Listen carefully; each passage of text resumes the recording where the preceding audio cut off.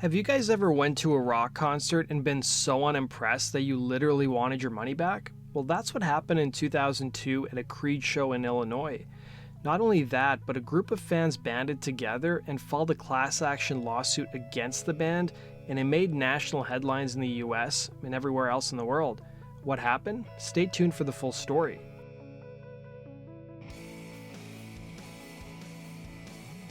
By the late 90s and early 2000s, Florida band Creed were one of the biggest rock acts on the planet. Starting out in 1994, Creed signed a record deal a few years later, and by 1997 they released their debut record, My Own Prison, which went 6 times platinum in the States. They followed it up with 1999's Human Clay, which was certified diamond, selling over 10 million copies in the US and 20 million copies worldwide. Their follow-up would be 2001's Weathered, which didn't sell quite as well but still went 6 times platinum. And while the band was on tour to support Weathered, Creed struggled largely due to frontman Scott Stapp's substance abuse problems, which were made worse by a car accident that saw the singer get addicted to pain medication.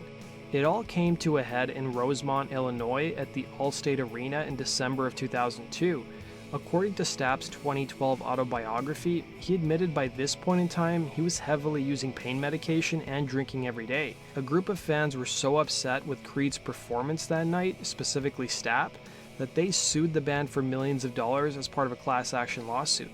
According to the Chicago Tribune, the lawsuit claimed that Stapp was, and I quote, intoxicated and or medicated, that he was unable to sing the lyrics of a single Creed song. Stapp left the stage on several occasions during songs for long periods of time, rolled around on the floor of the stage in apparent pain or distress, and appeared to pass out while on stage during the performance. It was also widely reported that guitarist Mark Tremonti even apologized for the singer's behavior to fans that night. The plaintiffs in the case were 2 men, Philip Behrens and Chad Costino, whose lawsuit claimed that Creed owed refunds to all of the 15,000 members of the audience that night.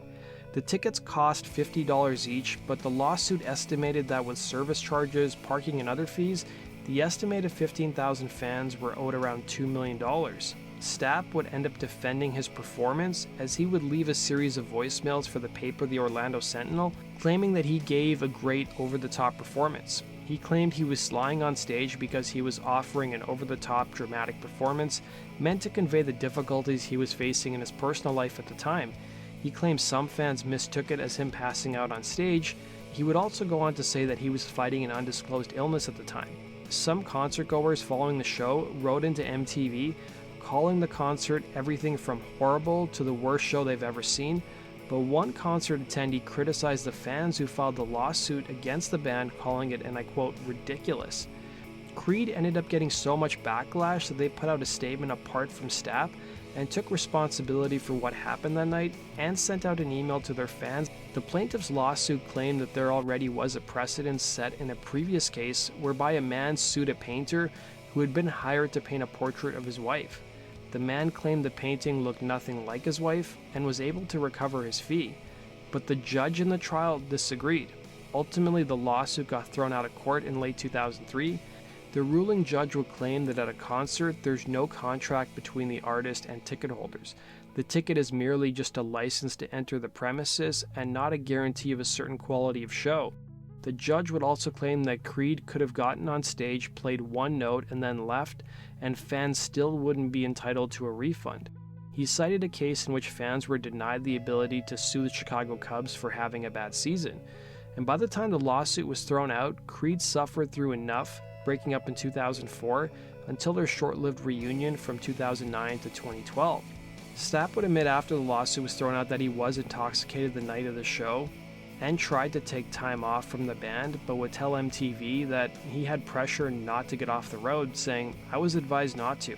I don't want to say by who, but it's whoever advises you as an artist. Here was the logic. Do you think the public would demand that I perform knowing that I have pneumonia, 2 tumors, and a nodule on my vocal cords?